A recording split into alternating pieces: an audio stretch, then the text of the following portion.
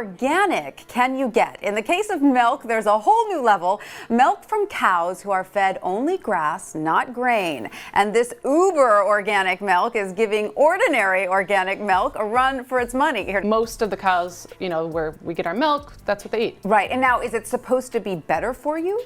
Yeah, it's about the fats. Okay. Some research has shown that this grass-fed milk has more omega-3s. So this one goes to 11, huh? Is that the idea behind this? That's the idea. Grass-fed milk? It's grass-fed, so the cows are eating grass in the summer, hay in the winter, and a few other things. But the idea is, for the consumers that are interested in this, is that it's getting away from the feed. The USDA organic seal. It looks solid, like a badge of honor.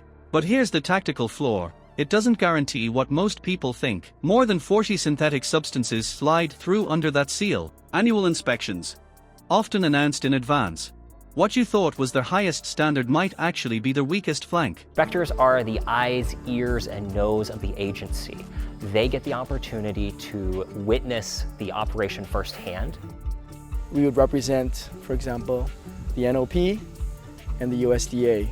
At the end of the day, we're here for the consumers. So whenever they're purchasing or consuming products that are labeled or presented as organic, we want them to be confident that we have done the legwork to verify that this. The thing that I tell all my clients that I work with when I go to their farm is, we're on the same team. Yes, I'm your inspector and my job is to verify compliance with the regulations, but we are here for the same purpose, and that's to uphold organic integrity. In today's video, we'll expose 5 brands using that shield as camouflage. If you've ever trusted the organic label blindly, you need to see how industrial strategy has twisted it into a marketing weapon.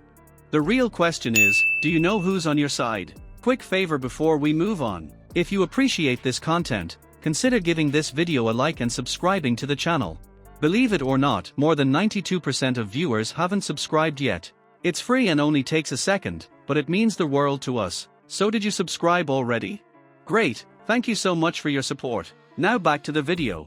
Right now that the USDA has set, like there is for, there's a certified USDA organic program, that's a totally different thing. Right. And so this is a totally new thing, and it's still a very niche thing. This is not taking over the world. But then conventional milk, organic milk does, and organic milk, cows are already grazing a little bit, but they're grazing all the time. Right, and so who's regulating this though? I mean, I understand there's a little bit of controversy over grass. Yeah, there's no definition of grass-fed. But it's selling well for Whole Foods. Right now, Whole Foods, this Organic Valley whole milk, so full fat, is the top-selling organic milk right now. All right. Organic food is sold as clean and safe. But what if the biggest brands operate less like guardians of health and more like a deception unit? What if the labels, images of rolling pastures and dew-covered crops, are not markers of integrity but battlefield smoke screens? That's the ground we're stepping onto right now. The USDA organic seal was drafted to be a shield, to signal protection from pesticides, synthetic inputs, and factory shortcuts. But a shield can also be bait. It can draw your confidence in, lull you into lowering your guard, then conceal the strikes happening out of sight. In practice, the seal can function as camouflage, a uniform that hides what's moving beneath it. You see a badge and assume it proves loyalty to your health. In reality, it's the opposite effect, an emblem that creates overconfidence in an environment built for exploitation. Look deeper at how this system functions. There are over 40 synthetic compounds that carry clearance to slide in under the organic standard. That number is not hidden, it has been written into the rulebook. So the tactical picture is this. What gets portrayed in public as zero-tolerance purity actually has over 3 dozen classified exceptions. To make matters worse, annual inspections of these operations are often anything but surprise reconnaissance. They are often planned in advance, giving producers time to reposition resources, stage the right visuals, and look combat-ready in the eyes of regulators. What you get is the illusion of constant oversight, when in fact the inspections function like staged drills. Horizon Organic stands out as the prime example of how scale turns integrity into strategy. Consumers picture cows spread across green fields, grazing freely with unlimited access to pasture.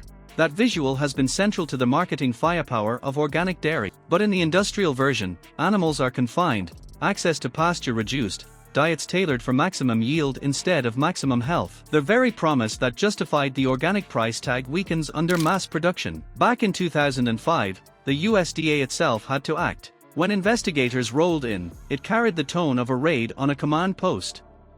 Their mission was simple: expose contradictions between what the public was promised and how production was actually run. Operations like Horizon had created a system where production numbers fit industrial targets but broke the spirit of organic ideals.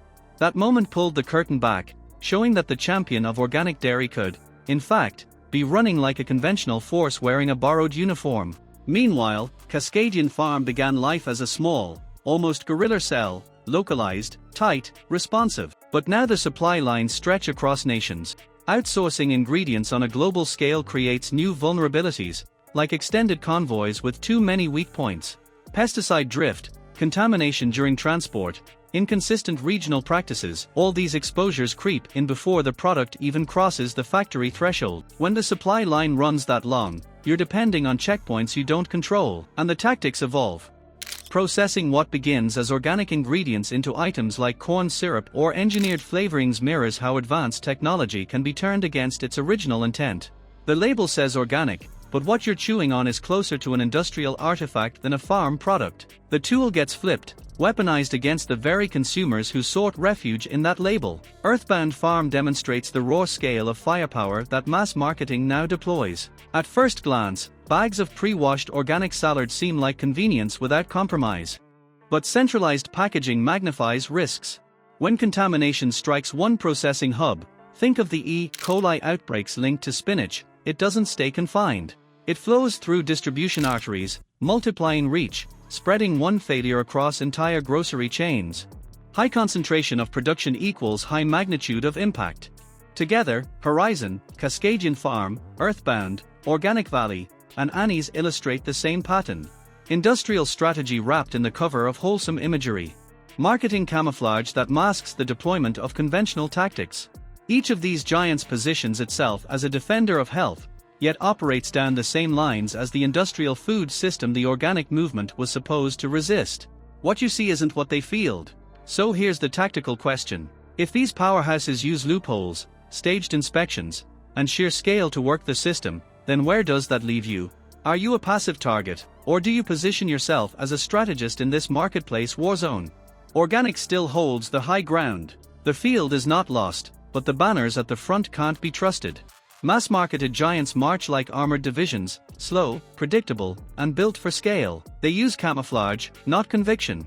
Your best defense is to back the smaller units, local farms, regional co-ops, the agile strike teams that move fast, adapt fast, and hold their integrity line by line. These are the allies worth standing with, the ones who don't hide their practices behind theater. Subscribe and join a community that sees through tactical deception, in grocery aisles and beyond.